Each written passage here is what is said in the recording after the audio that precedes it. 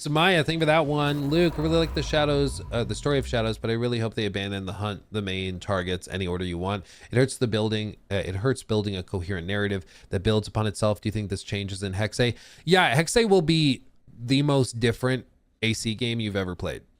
Like Hexe, my understanding of it is that it is a linear, more horror focused Assassin's Creed game that's very, very narrative and has a good amount of like magic stuff, basically. The bits that leaked that Tom Henderson talked about, he described seeing gameplay. Of course, we didn't get to see it, but he described seeing gameplay of the title character going through like an old medieval city at night, and guards are walking towards the player character. And so the player then basically possesses a black cat that's walking around the street, and then uses that to distract the guards to pull their attention away so the player can sneak around the guards and get to where they need to go.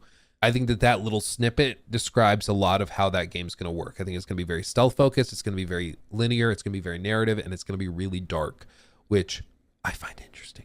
I find that compelling. I like the idea, the setting. I think that that could be a really interesting, fresh game. Plus, it's being written by Darby, who did all the writing on like Black Flag, also did a lot of the narrative stuff on Valhalla, but I think Valhalla's problems were a lot of structure, not necessarily just the story.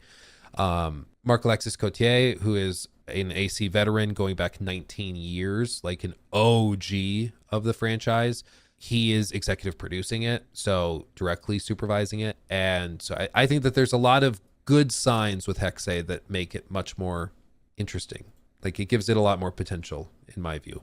Yeah, but I still think that every time they release one of these AC games, there's going to be a lot of confusion of people like, oh, so they're abandoning the open world games. It's like, no, they're just doing a lot of little stuff. It's just going to be something we have to re-explain 15 times. It's just how it's going to be.